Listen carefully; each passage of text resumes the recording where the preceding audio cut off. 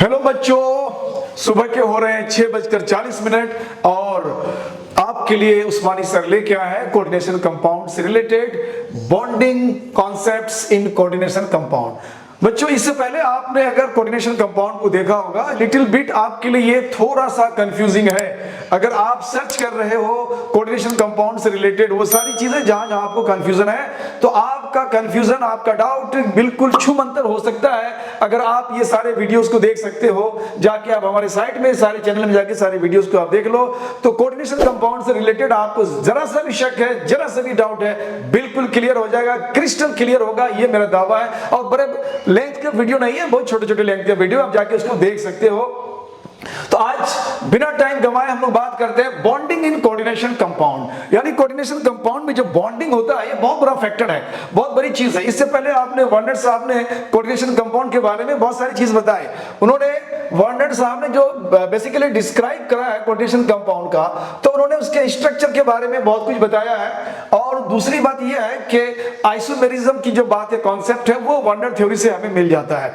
लेकिन क्या coordination compound के बारे में सारी जानकारी क्या इतना इनफ है? तो इनफ नहीं है। इसके आगे हमें देखना है कि कोऑर्डिनेशन कंपाउंड में अगर दो तरह के बॉन्ड का कॉन्सेप्ट अगर वर्नर साहब ने दिया, एक को बोलते हैं प्राइमरी और दूसरे को बोलते हैं सेकेंडरी। ये दो तरह की जो बॉन्डिंग कॉन्सेप्ट है, दो तरह की जो वैलेंसी की बात कर रहे हैं, तो क्या उनके बारे में वो बिल्कुल ब्रीफ किए हैं? बिल्कुल नहीं किए हैं। वहां हम लोग नहीं देख पा रहे हैं, वह अपने हिसाब से कोऑर्डिनेशन कंपाउंड को बता के निकल गए, जिसमें उसका स्ट्रक्चर की बात है, टाइप्स और अलग अलग जो आइसोमेरिज्म है वो है, कोऑर्डिनेशन कंपाउंड का नाम वगैरह सारी बातें वहां से हमको क्लियर है। अब हमें देखना है कि अगर वो लिगेंड के साथ वो बॉन्ड बनाता है, सेकेंडरी वैलेंसी के नाम पर अगर वो बॉन्ड बनाता है, वो बॉन्ड कितने तरह का होता है और वो बॉन्ड क्या करता है। तो आज का जो टॉपिक है बच्चों, आज हम लोग देखेंगे bonds between ligands and central metal atom या सेंट्रल मेटल आयन। इसको हम लोग एक्सप्लेन करेंगे, इस बॉन्ड को, इन दोनों के बीच इतने थ्योरीज के साथ, जिसमें है valence bond theory VVT, crystal field theory CFT, ligand field theory LFT and molecular orbital theory MOT. तो इसमें बेसिकली आपको दो थ्योरी, आपका जो डिजाइन किया गया, आपका जो सिलेबस डिजाइन है बच्चों, आपका जो कोर्स जो डिजाइन किया गया एनसीईआरटी जो कवर करता है, ये दो थ्योरी के बारे में कवर करता है। तो हमारा जो सिलेबस है, हमारा जो कॉन्सेप्चुअल यहाँ पे बॉन्डिंग कोऑर्डिनेशन कंपाउंड में बॉन्डिंग की बात करेंगे, तो हमारा दो ही थ्योरी पे हम अपने को रेस्ट्रिक्ट करेंगे। एक का नाम होगा वैलेंस बॉन्ड थ्योरी, दूसरे का नाम होगा क्रिस्टल फील्ड थ्योरी। तो ये बारी बारी से इनको हम लोग देखने की कोशिश करते हैं। तो इसके लिए हम लोग सबसे पहले वैलेंस बॉन्ड थ्योरी यानी वीवीटी की बात करते हैं। वीवीटी वैलेंस बॉन्ड थ्योरी क्या है? कहता है कि इट इज सिंपलेस्ट थ्योरी। ये बॉन्ड थ्योरी में सबसे साधारण सा, सिंपल सा, आसान सा थ्योरी है। इसको पॉलिंग साहब ने डेवलप करा था। दूसरी बात है, describes bonding in terms of hybridised orbitals. ये बहुत इंपॉर्टेंट बात है। यहाँ पे वो सेंट्रल मेटल एटम के साथ लिगेंड का जो बॉन्ड को बताता है, तो लिगेंड के ऑर्बिटल्स के साथ लिगेंड्स के अंदर जो इलेक्ट्रॉन्स होता है, जो इलेक्ट्रॉन डोनर का काम करता है, तो वो डोनर वाले एटम हमारे सेंट्रल मेटल एटम या सेंट्रल मेटल आयन के वैकेंट ऑर्बिटल को वो इलेक्ट्रॉन जो प्रोवाइड करता है, तो वो सेंट्रल मेटल एटम के वैकेंट ऑर्बिटल सबसे पहले वो हाइब्रिडाइज्ड होगा, उसके बाद जाकर के ये बॉन्डिंग होगा। तो बहुत बड़ी बात है कि इसमें जो है वो बॉन्डिंग होगा किसके नाम पे? हाइब्रिडाइज्ड ऑर्बिटल्स के नाम पे। यानी हाइब्रिडाइज्ड ऑर्बिटल किसका? तो सेंट्रल मेटल एटम का जो ऑर्बिटल है वो हाइब्रिडाइज्ड होगा। उसके बाद it describes geometry and magnetic effect of complex. दो महत्वपूर्ण चीज वो बताने का काम करेगा ये वीवीटी। एक तो ये है कि कोऑर्डिनेशन कंपाउंड का ज्योमेट्री क्या है, यानी उसका शक्ल, उसका रूप, किस तरह का स्ट्रक्चर है, 3 डायमेंशनल है, 2 डायमेंशनल है, किस तरह का वो डायमेंशन में है, तो वो ज्योमेट्री बताने की कोशिश करेगा इसमें बेसिकली। और दूसरा बताएगा इंपॉर्टेंट चीज मैग्नेटिक इफेक्ट। और मैग्नेटिक इफेक्ट में उसका मेजरमेंट ही बताएगा कि मैग्नेटिक इफेक्ट अगर है तो उसका मेजरमेंट कितना है, कितना स्ट्रेंथ उसका मैग्नेटिक फील्ड का है या मैग्नेटिक इफेक्ट का है। तो ये सारी दो चीजें इंपॉर्टेंट रूप से वो हमारा वीवीटी यानी वैलेंस बॉन्ड थ्योरी बताने का काम करेगा। तो इस वैलेंस बॉन्ड थ्योरी में कुछ पोस्टुलेट्स है, कुछ अवधारणा है, कुछ पॉइंट्स है, जिसको हम लोग बारी बारी से देख रहे हैं। इसमें कह रहा है कि CMA central metal atom loses electron या फिर वो न्यूट्रल रहता है, चाहे तो इलेक्ट्रॉन लूज करेगा या फिर वो न्यूट्रल रहेगा।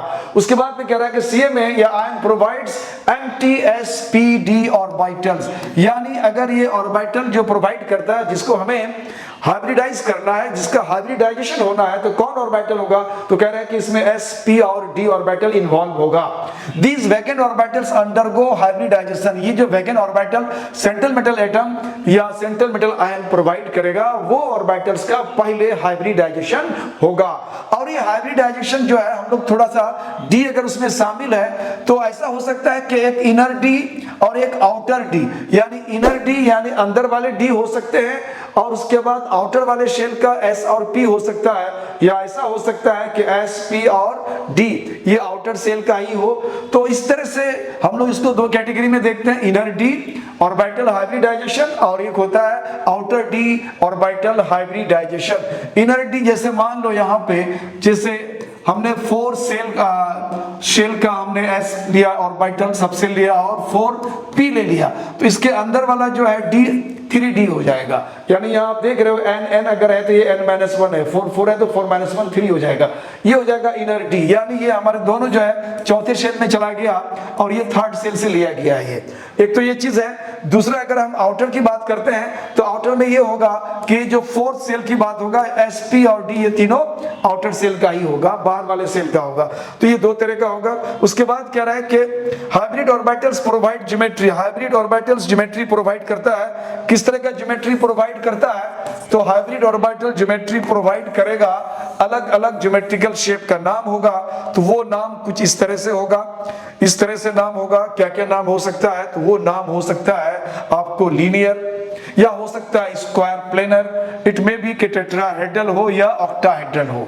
तो इसमें इस तरह का वो हाइब्रिड ऑर्बिटल्स जब वो जाएगा उसको लिगेंड के साथ बॉन्ड बनाने के लिए, और जब ये डेटिव बॉन्ड बना लेता है तो इसका बनने के बाद स्ट्रक्चर कैसा कैसा हो सकता है, तो इस तरह के स्ट्रक्चर को प्रोवाइड कर सकता है। और हाइब्रिड ऑर्बिटल्स ऑफ CMA या central metal ion forms dative bonds, बिल्कुल क्लियर है, शुरू से ही जानते हैं हम लोग। यानी सेंट्रल मेटल एटम के साथ जो हमारा लिगेंड है वो डेटिव बॉन्ड बनाता है। अब यहाँ पे देखना है कि अगर हाइब्रिडाइजेशन S और P के बीच होता है तो कोऑर्डिनेशन नंबर यहाँ पे 2 होता है। यानी दो कोऑर्डिनेशन नंबर वाले में देखते हैं हाइब्रिडाइजेशन क्या हो जाएगा, sp हो जाएगा। और sp अगर है ज्योमेट्रिकल शेप उसका लीनियर होगा, इस तरह का शेप होगा। उसके बाद आता है हमारा कोऑर्डिनेशन नंबर 4। अगर कोऑर्डिनेशन नंबर 4 में हाइब्रिडाइजेशन अगर sp3 है तो ये ज्योमेट्री टेट्राहेड्रल हो जाएगा, जो ऑलरेडी आप ऑर्गेनिक केमिस्ट्री में क्लास 11 से इसको पढ़ के आए हो और आपका क्लियरिटी है, उसमें कोई नया चीज नहीं है। ट्राइपोडल स्ट्रक्चर होता है, ये ऑलरेडी मैं बता चुका हूं, तो आप इसको 11th क्लास से ही जानते हो, आपके नया नहीं है। तो ये हो गया आपको कोऑर्डिनेशन नंबर 4 के लिए, ये हाइब्रिडेशन हो जाएगा sp3 और ज्योमेट्री हो जाएगा आपको टेट्राहेड्रल। उसके बाद आता है आपका कोऑर्डिनेशन नंबर 4, वन सेकेंड, फिर से कोऑर्डिनेशन 4। तो इसमें जो है ये डी शामिल हो जा रहा है, इनर डी, अंदर वाले डी का एक ऑर्बिटल शामिल होगा और एस होगा और पी से 2 लेते हैं हम लोग। और ये जो ज्योमेट्रिकल शेप होगा यहाँ पे, ये शेप हो जाएगा आपको स्क्वायर प्लेनर। यहाँ कोऑर्डिनेशन नंबर में आप दो देखोगे, एक टेट्राहेड्रल होगा और एक स्क्वायर प्लेनर होगा। इन सब पर हम लोग एग्जांपल से समझ में क्लियर करेंगे, उसको एग्जांपल में जाएंगे तो वहां बिल्कुल क्लियर हो जाएगा, आपको कहीं दिक्कत नहीं होगी।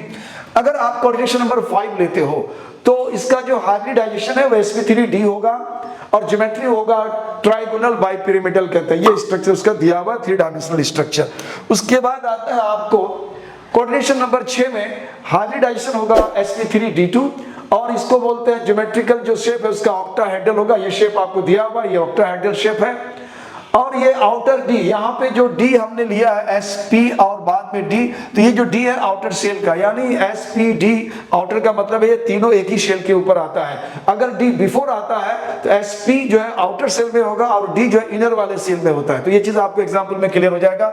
ऑक्टाहेड्रल शेप है इसका और नाम हो गया उसका आउटर डी ऑर्बिटल। और ये हाई स्पीन कंपाउंड भी कहते हैं, क्यों हाई स्पीन कहते हैं उसको हम लोग आगे देखेंगे। उसके बाद आता है कोऑर्डिनेशन नंबर 6। कोऑर्डिनेशन नंबर 6 में hybridisation once again d2 sp3 है, यानी d बिफोर दिया गया है, यानी d हमने अंदर वाला लिया है। ये दोनों अगर चौथे सेल का है तो दिस मच, ये जो है d आपको तीसरे सेल का है, इसलिए इसको हम लोग इनर d ऑर्बिटल भी कहते हैं। ये ऑक्टाहेड्रल शेप, यही शेप होगा, शेप में चेंज नहीं होगा और ये लो स्पिन कंपाउंड है। तो इस तरह से आपको ये डिफरेंट टाइप का जो शेप कोऑर्डिनेशन नंबर के साथ और उसके सेंट्रल मेटल एटम के हाइब्रिडाइजेशन के साथ जो भी फिगर्स आपको बन रहा है, तो ये फिगर मैंने आपको यहाँ बता दिया। अब आपको देखना है कि इसको आप लोग यूज कैसे करेंगे, आप किस तरह से देखेंगे। तो आप इसको ये समझ लो, आपका जो सिलेबस डिजाइन किया है बच्चों, तो कोऑर्डिनेशन नंबर 4 में डिजाइन है। कोऑर्डिनेशन नंबर 4 में डिजाइन क्या है, तो आपको इसमें टेट्राहेड्रल देखा जाएगा, टेट्राहेड्रल। और दूसरा है इसमें स्क्वायर प्लेनर। ये दो जो शेप, ज्योमेट्रिकल शेप का कंपाउंड है वो आपको यहां बताया जाएगा। और उसके बाद कोऑर्डिनेशन नंबर 6 जो है, ये इसमें भी आपको दो तरह का है। एक होता है इनर डी कॉम्प्लेक्स, बोलते हैं इसको इनर डी कॉम्प्लेक्स। तो एक हो जाएगा इनर डी कॉम्प्लेक्स और एक हो जाएगा आउटर डी कॉम्प्लेक्स। एक को बोलेंगे इनर डी कॉम्प्लेक्स या इनर ऑर्बिटल कॉम्प्लेक्स भी कहते हैं इसको, और दूसरा होता है आउटर। तो ये दो तरह का यहां देखेंगे, दो तरह के यहां देखेंगे। आपका सिलेबस इसी में डिजाइन है और इसी में खत्म भी है, तो आपको बहुत ज्यादा नहीं देखना है कि आपको प्लेनर देखना है, क्या कहते हैं आपको स्क्वायर इसका देखना है, टेट्राहेड्रल का देखना है, या फिर लीनियर का देखना है, या बाई पिरामिडल का देखना है। कुछ नहीं, आपको दो ही देखना है, यानी कोऑर्डिनेशन नंबर 4 में देखना है, कोऑर्डिनेशन नंबर 6 में देखना है। आपका एनसीईआरटी का जो सिलेबस है इतना ही डिजाइन किया गया है, तो हम लोग इतना ही पे बात करेंगे। तो शुरू करते हैं हम लोग कोऑर्डिनेशन नंबर 6 से। कोऑर्डिनेशन नंबर 6 से स्टार्ट करते हैं और यहां से हम लोग देखने की कोशिश करेंगे कि हमारे पास किस किस तरह का कंपाउंड आता है। तो कोऑर्डिनेशन नंबर 6 से हम लोग स्टार्ट करेंगे, और इसको देखने के लिए आप हमारे साइट में जाकर के जितने भी वीडियोस है, अगर आप चाहते हो कि इसको बेहतर तरीके से क्लियर हो जाए, तो हमारे चैनल में जाकर के जितने भी वीडियोस हमने दे रखा है, अपलोड कर रखा है कोऑर्डिनेशन कंपाउंड का, वो सारे को आप 1 बाय 1 जाके देखो, आपको क्रिस्टल क्लियर हो जाएगा।